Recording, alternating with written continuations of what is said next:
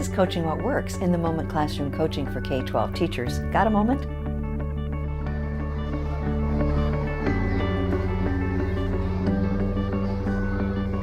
Hi everybody. I'm Tricia O'Hara, a lifelong classroom coach and teacher in pre-K through 12 at-risk schools and the creator of Coaching What Works, What They Didn't Teach You in Teacher Training. If you're a teacher, any kind of teacher, then this message is for you. Welcome back. If you saw our last videos, by now you may be able to picture this. You can optimize what you already know so you can reach and inspire many more students. Make not only your own daily teaching far less exhausting, but also accelerate your students' learning so you can cover more content in less time and bring students to proficiency on content as you go. What you know and who you are have tremendous value. If we can just help you to bridge that chasm of education's knowing-doing gap, then you can make an even greater difference in your students' lives than you can now imagine. First, though, I want to thank the community for all the comments and questions you've been posting as part of this professional development product launch. We're thrilled and thankful that this message continues to resonate out there.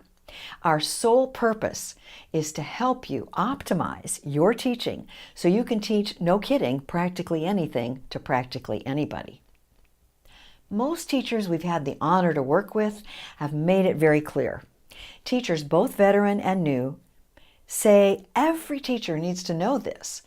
This should be required professional development, and no new teacher should be given her first class until she learns this.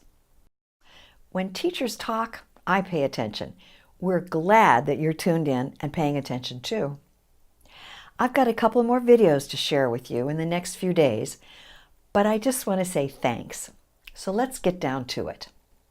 In this video, I want to tackle teachers' biggest challenges when they hear this message. Above all, teachers want to teach effectively. We have been led through professional development innovation after innovation, year in and year out. None seem to last much longer than 2 to 3 years. Innovation is frequently tied to administrator reputations. Before the ink is dry on an urban administrator's contract, he's often looking for his next job. When he leaves, his innovations are tossed and replaced by those of his successor. Most teachers have learned just to nod, to agree, and to do the minimum to get by until the latest reform goes away. It will soon be replaced by another. As a profession, we're good at innovation. Implementation, not so much. In this video, I'm going to share a single idea that will change entirely the dynamic in your classroom. Yes, one single method comprised of 3 steps, super stripped down rules of thumb, one single method that has more research behind it than all the other methods combined. You will see an immediate boost in student performance. Teachers report that this single method can boost student performance by 30 to 50%. That's major. But first, let me ask you, are you currently filling gaps in your own teacher preparation, or are you fine-tuning your daily practice? If you're like most teachers, you're on your own, working in isolation. It's difficult to improve any skill in a vacuum, isn't it? Ask yourself, have I seen models of what I'm supposed to teach? Am I implementing successful teaching methods that are most heavily researched? Are my students at or approaching 90% proficiency on daily classwork? Am I exhausted from working so hard?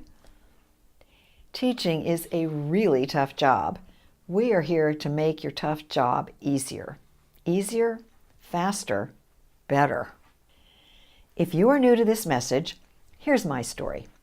By a sheer twist of fate, as a young teacher, I fell into a fantastic job that put me right smack in the middle of one of education's most contentious battles, working with the developers of direct instruction in the 1960s. Our efforts paid off. Direct instruction was the clear winner in Project Follow-Through, the largest education study in U.S. history. Direct or explicit teaching's body of research has outpaced all other approaches, both in volume and in results. ever since. This remarkable experience drove the underlying principles of explicit teaching deep into my bones. Since then, I've had the privilege to coach and teach pre-K to college, both nationally and internationally. I've continued to delve into what emerging evidence tells us what matters and what does not, and I've been applying and refining them ever since. There is a 50-plus year gap in education. Reformer Mike Schmoker says, "We're on the verge of the greatest age in education if we would just do the things we already know work." Or this from another expert, Doug Reeves. "There are no new ideas about effective instruction. We already know what to do, but effective instruction isn't going to make a difference unless 90% of the faculty are doing it." Knowing doing gaps, the difference between what we know and what we actually do, exist in every profession, even medicine. Let me tell you the story of Dr. Semmelweis, considered a pioneer of antiseptic procedures. His story is a cautionary tale, a tragic example of the knowing-doing gap. Ignaz Semmelweis was a Hungarian obstetrician working at the Vienna General Hospital in 1847 when he noticed the dramatically high incidence of death from childbed fever among women who delivered at the hospital with the help of doctors and medical students. In contrast, births attended by midwives were relatively safe. Investigating further, Semmelweis made the connection between childbed fever and examinations of delivering women by doctors who had usually come directly from performing autopsies. Semmelweis made doctors wash their hands before examining pregnant women, thereby reducing childbirth mortality from 18 to 2% at his hospital. Nonetheless, Semmelweis's hypothesis was largely ignored, rejected, or ridiculed.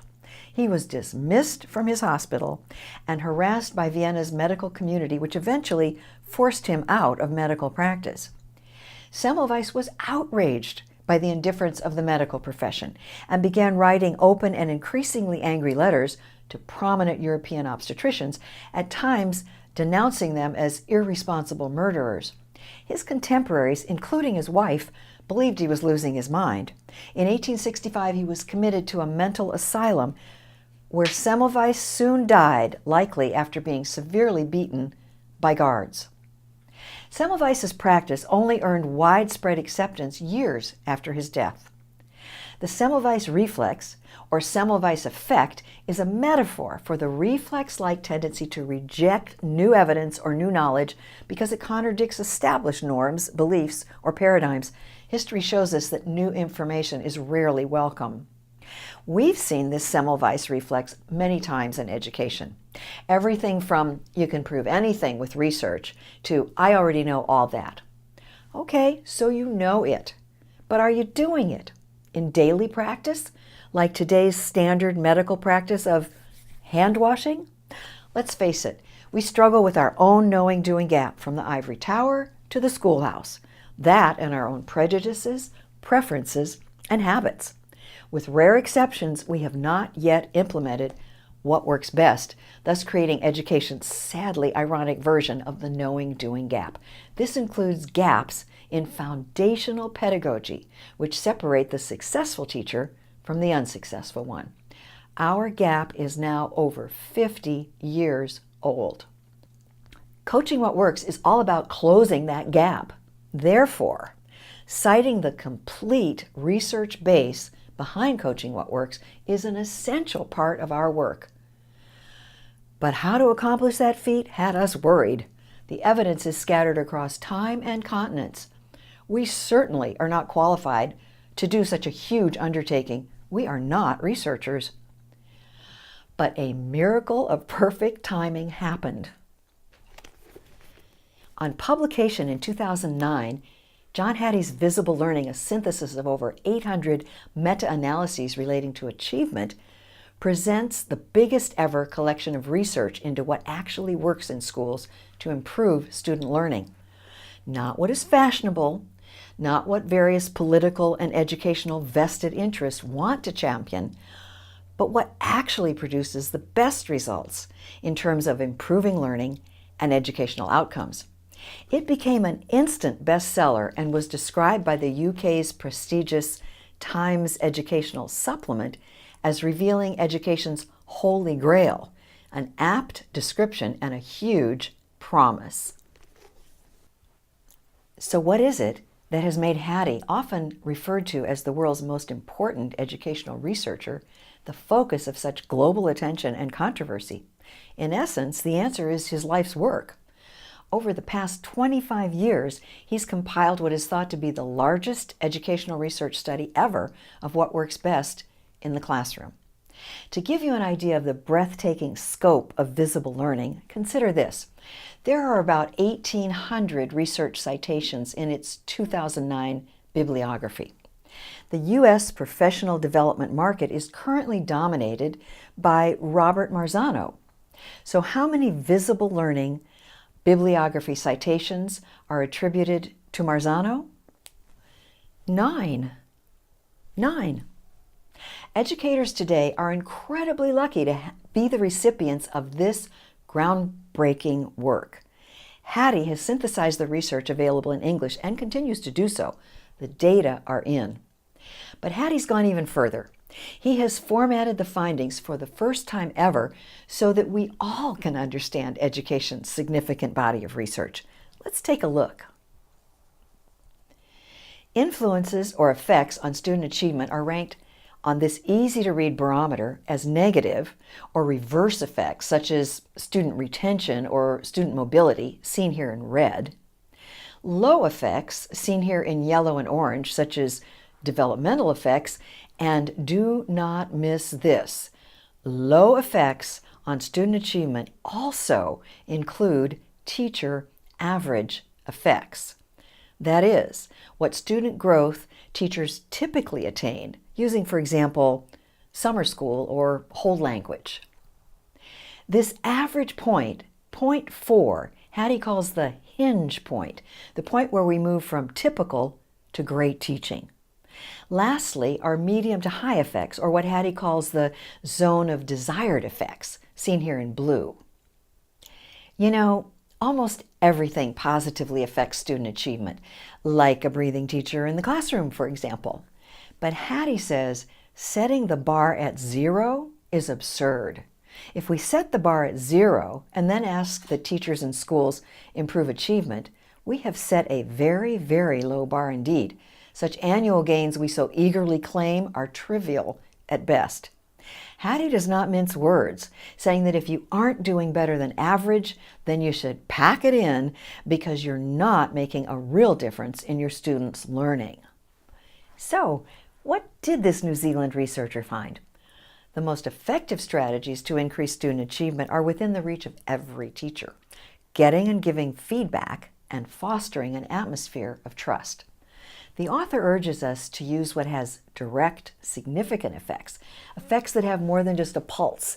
That is to say, it's time we stop clinging to our sacred cows, such as reduced class size, school choice, extended school day, extended school year, mentoring, coaching for tests, high-stakes tests, emphasis on learning styles, curriculum, homework, technology, and top-down reforms. What we have all been led to believe works best is frequently without evidence to support such claims. In fact, research shows not just what works, but also what works best. Here are but 3 examples of what we can do to make a really big difference. Microteaching, in which teachers conduct and debrief mini lessons together. Feedback to the teacher about what students can and cannot do, and spaced versus massed practice to enhance mastery. In the last 60 years, research has given us substantial, compelling, and inescapable evidence to improve our schools. Evidence we can directly control, the interaction between the teacher and the student and the curriculum. It's time to look in the mirror if we're going to get this right. Until we read Visible Learning, we were challenged to explain our successes with this professional development approach. What factors make Coaching What Works work? Can we measure the results of these factors? So we looked in the mirror. We wanted to know how we measured up. What we found is that Coaching What Works incorporates the majority of teaching's most powerful effects. Coaching What Works ranks high across the zone of desired effects, from providing formative evaluation and microteaching through to our bottom line, classroom management. As Visible Learning's body of research continues to grow, we count even more significant effects to our credit. We are deeply honored and thrilled that John Hattie has endorsed and even written the foreword to Coaching What Works. If you doubt that Coaching What Works is the real deal, you can relax now. Rest assured, you just got his seal of approval. Look, if we can turn our attention to what we actually do when we teach, if we can look squarely at and act on the evidence, then we can most certainly build better teachers. If you buy only one book for your reference library, make it Visible Learning. What works best is clear. It's time for all of us to know it and to act on it. That's why we created Coaching What Works, so you can act. Take a look. Explicit teaching. I do it. We do it, you do it. Explicit or direct teaching is as old as time. It exists in most every facet of learning, with the ironic exception of academics. Athletics, music, dance, language learning, to name just a few, all tend to have explicit teaching at its core. Explicit teaching provides a predictable sequence through which a teacher can present content. It's like a funnel through which I can deliver practically anything. In 3 simple steps: I do, also called model; we do, also called lead or guided practice; and you do, also called test or check for understanding. It begins with modeling. You know, coaches tell us teachers seem to need models as much as students do, or teachers need to see it in order to do it. I think you get the point. All learners need models. Around 500 BC, Confucius famously said, "I hear and I forget, I see and I remember, and I do and I understand." His statement speaks to what all learners need: explicit teaching. Teaching is not telling. Here, the teacher checklist prompts you to show, not tell, and to say, "Watch me." Your creativity begins when you figure out how to show or demonstrate whatever content you're presenting today. Notice the short, simple phrases of the teacher checklist. We've made every effort to be plain spoken, to eliminate any jargon that can confuse. For example, take the notion of metacognition. In I do, we prompt you to say simply, "Here's my thinking on this." In we do, we prompt you to require students to share your thinking. If you want to study metacognition, go ahead. There are volumes to read. But if you want to get it done simply and quickly, these short phrases will prompt you every time. And by the way, such easy prompting will support you to achieve new U.S. Common Core national standards, which stress student metacognition. Latest trends aside, we're talking here about best first teaching.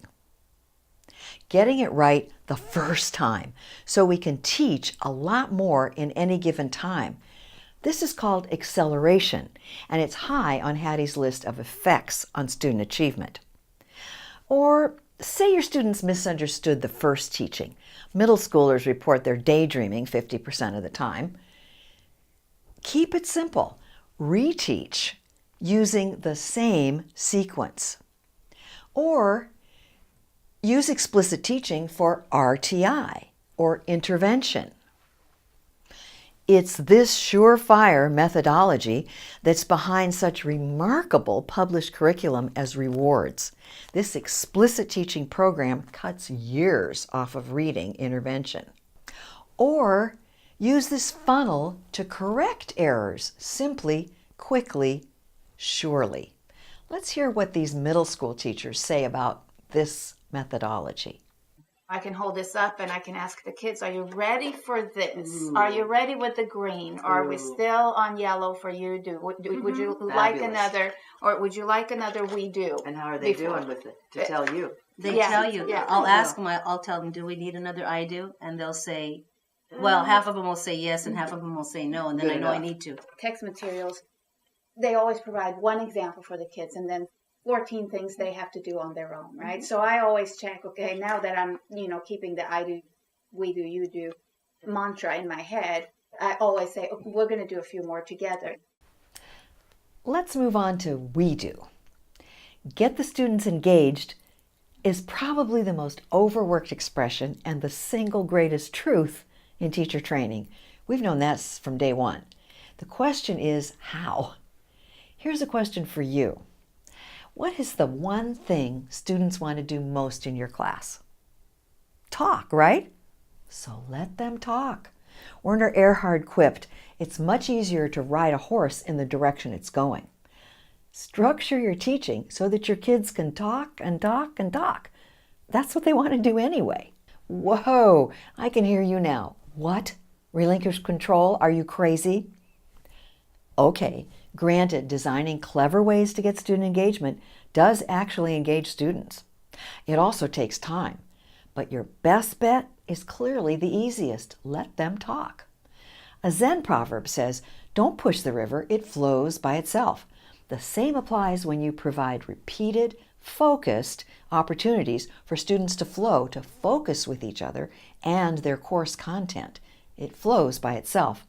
Not only are you going to know if the students understand moment to moment, but it's going to make your job a whole lot easier, faster, and better. When you activate all that student energy, all that pent-up desire to participate, to talk, all that intelligence that's sitting there silently in fossilized passivity, when you activate that energy, magic happens. Hattie says of a major study on influence of peer effects on learning outcomes, quote, we are more surprised by the underutilization of peers as co-teachers in classrooms and the dominance of the adult in the room to the diminution of the power of the peer. Indeed. It's obvious to us that more peer effects research must be done. Evidence tends to focus on cooperative learning, typically 4 students together. Our experience, time after time, is that the so-called culminating cooperative learning event does not really engage students equally. Lower performers are relegated to easier tasks, while higher performers do critical thinking and writing for the group to ensure that the single group grade is a good one. Many teachers and parents report that their higher performers complain that they are doing far more work in group than they would do on their own.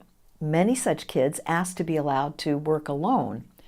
In other words, it's not working and the kids know it's not working. On the other hand, students working in partners is much more effective. There's nowhere to hide. Half of the students are speaking to the other half at any given time. When you leave the safety of your overhead projector or doc cam and walk among your students, you will be rewarded with immediate, continuous, and highly visible feedback that changes everything. Most importantly, what to do next. And the kids love it. Listen to what they say. I like working with a partner because I get to tell my partner what I liked about it and talk to another person. So that makes it more fun, I guess. I like working with a partner because what if your partner doesn't get a part of the previewing it? You can help them with that. The reason why I really like working with a partner is because if you don't get something, you can ask, do you get this? I don't. I like having a partner because they help you buffer out your answers, so so it just helps you and know you're with another person and you can help them and they can help you. The reason I like to be with a partner is because you get more answers and you could ask them if you get it or not, and they could also give you an idea. Why I like working with a partner is because, maybe the other partner doesn't get some things and I can help he/she along the way. I like partnering up because you can share your thoughts with someone else. I like working with a partner because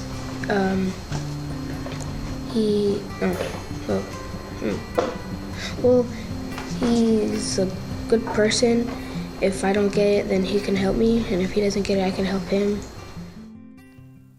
It takes, about one class period for students to adjust to active student engagement rather than raising their hands to speak individually. They get on board quickly. See these students? In 30 minutes, this middle school class has moved away from calling on individual students, a you do, to working together, a we do. You can visibly see the change. Let me tell you a story. A peer coaching team of high school teachers had just completed watching a team member's first demonstration lesson. During the morning break, we observed 3 Latina students from that demonstration crossing the campus, carrying a set of flashcards, which were easy to spot due to their neon stoplight colors. We were surprised to learn that these normally shy girls had borrowed the flashcards from their teacher's kit and had taken it upon themselves to share them with other teachers during their break. Pretty amazing when you consider it. By the way, if you're thinking now that this won't work in high school, to the contrary, most high school teachers seem to really enjoy exploring their craft together just as much as do their peers in earlier grades. Or consider the failing high school students whom I taught in high school and juvenile hall. Explicit Teaching's principal objective is to accelerate instruction. Using the same principles you'll find in Coaching What Works, my students made remarkable gains, giving many of them a final fighting chance to get out of the school to prison pipeline. So what do students think? Here's what most kids say. Kids of all ages say school is more fun, easier, and we have more friends. Not surprisingly, when teachers work together, they say just about exactly the same thing in a little fancier language. Imagine that. So, what can you do tomorrow to your lesson so you build in active student engagement? Here's what you do. Skim tomorrow's lesson for the words call on a student. Cross out the words a student or use a sticky note if you can't write in your book. Substitute the phrase we do. Transform the typical individual turn into a we do. Easy. Choral response, partner share. Now you can find out whether everyone, not just one, knows the answer. By the way, did I mention how much easier explicit teaching makes your job on a moment-by-moment basis, relieving your perceived responsibility for absolutely everything that occurs in your class? Overcome your exhaustion. Get your students working. I recall a middle school student who told his teacher, "The only other class I work this hard in is PE." Music to our ears. Moment-to-moment active student engagement is not only engaging, but it's inspiring and actually fun. Observers and participants alike report that the feeling in classrooms where there is a high level of engagement for all students, well, listen to how this veteran psych coach describes it.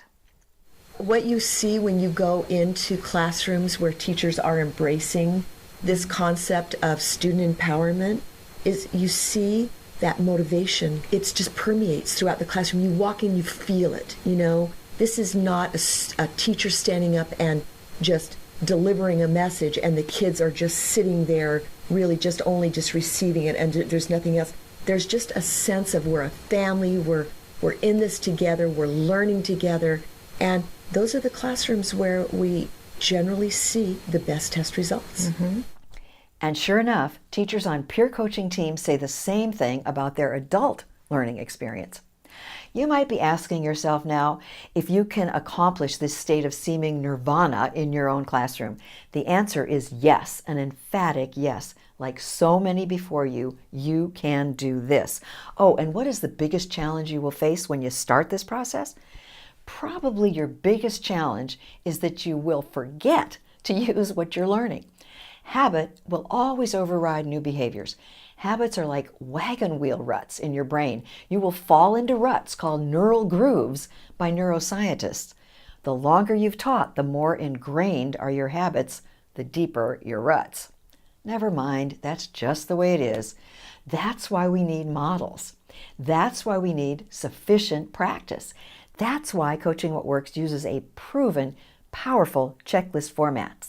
You get visual prompts, you get keywords or phrases in your hands as you teach. Maybe you set a timer to interrupt yourself from sliding back into those neural grooves of old habits. Better yet, maybe peer coaching teammates remind you. As with everything else, the more you consciously practice, the easier it gets. Well, that's it for now. I hope you found something of value here today. The main idea is for you to begin this fascinating journey to examine your own day-to-day practice. I'll be sending you a few more videos in the near future. In the next video, I'm going to talk about some myths in education. Don't expect me to be politically correct. From where I stand, there's way too much talk and not enough action. Life is short, and frankly, so is my patience. Come on back for that one if you dare. And if you haven't done so already, sign up and we'll send you the next free video, a frank, insightful interview with a savvy principal whose faculty worked Coaching What Works over a 4-year period. Hear for yourself. It's an inspiring story. Also, we'll send you a free school-wide observation checklist, something you can measure your current teaching against. This is not another 100-plus page evaluation rubric currently in vogue, which leaves us saying, yes, but how do I do that? But instead, a simple one-page observation form so you know whether you're covering the basics. We show you what basics you need to work on and then show you how to do that. You can use it DIY, and you can teach your coach or supervisor and your principal how to use it to give you useful evaluation. Until next time, I hope you've enjoyed this video. Please post your comments and questions below, and I'll try to respond personally to as many as possible. We love to know what you think. Oh, and by the way, grassroots, word of mouth, is the only way we distribute Coaching What Works. So if you like what you heard today, then hit those like and share buttons. Let other teachers know. I look forward to seeing you in the next video. Thanks for the moment. This is Coaching What Works, in the moment, classroom coaching for K-12 teachers. Bye.